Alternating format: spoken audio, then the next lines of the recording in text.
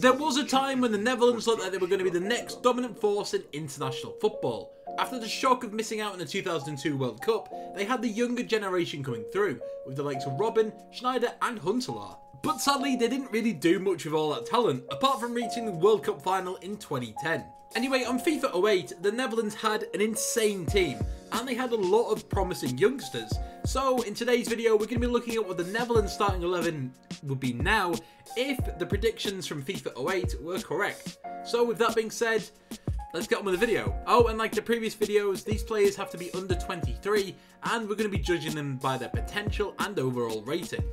In goal, Kenneth Vermeer. Hey, we threw you a curveball here because if you're watching the footage closely, you'll see that Tim Krul is in goal. Anyway, EA got this one spot on because Vermeer has actually played for the Netherlands at pretty much every level, including at the Olympics, which is a pretty impressive deal. Saying that though, he has only featured 5 times, which is a bit low considering how good of a goalkeeper he actually is. Anyway, on FIFA 08, he starts off as just a 67, but can get up to an 82. That is a massive increase.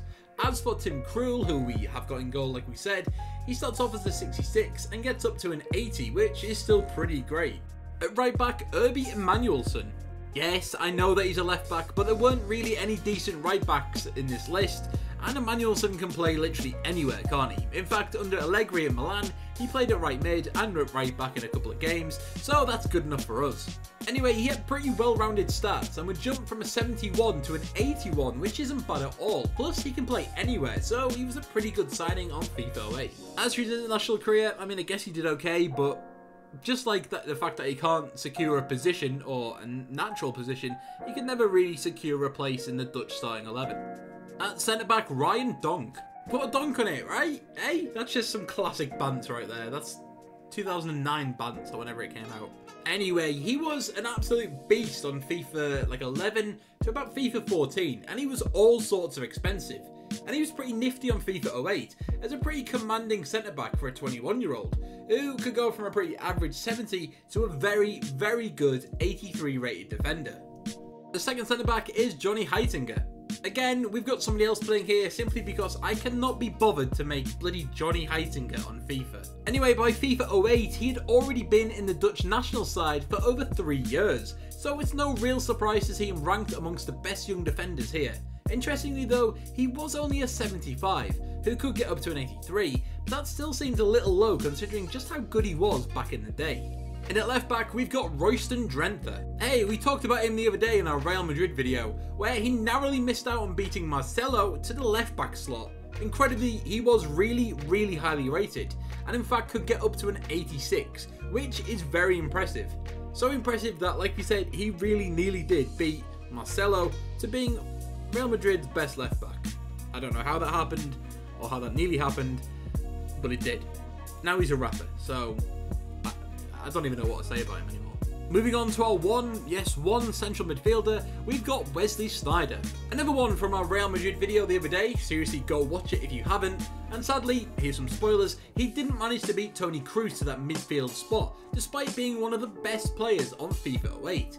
He starts off as an 83, but can get up to an 89. But really, he should have been over a 90, because he was excellent around this time. Onto the right flank, we've got Arjen Robben. Hey, another one from our Madrid video. They sure love their Dutch in the mid to late 2000s. Anyway, another face that you'd expect to see on this list. But the one thing is, why is he so underrated on FIFA 08? I mean, he's an 85 who can get up to just an 86. He was one of the best wingers at the planet at that time. I don't understand it. He's even better rated now, he's like an 88 on FIFA. So, explain that, EA. I don't know why he was so poor back in the day, but he shouldn't have been, okay? Moving into our one attacking midfielder, we've got Ibrahim Afellay.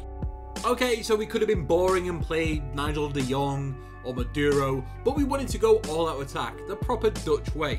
We could have also gone for Ismail Assayati, who was a Football Manager legend back in the day, but he qualified for Morocco in 2007. Anyway, Afellay was once great, but he never lived up to his potential. I mean, he went from Barcelona to Stoke, something that Bojan knows just all about. Anyway, he can get up to an 83 on FIFA 08, which isn't bad considering he's only a 78 these days. Over to the left flank, we've got Ryan Babel. You know, I would have left him out because I've only just remembered about his pretty awful tweets. Hey ho, we might as well leave him in now because he's in the game, so whatever. He was meant to be incredible, but if anything, he just never lived up to his potential, like a lot of Dutch players. He was a flop for Liverpool, and saying that though, he was an 81 in this game who could get up to an 86, which is pretty nice. But he's never going to get anywhere near that, and I'm pretty sure he's in like his mid-30s now, or early 30s, which, screw you Ryan Babel, okay? Screw you.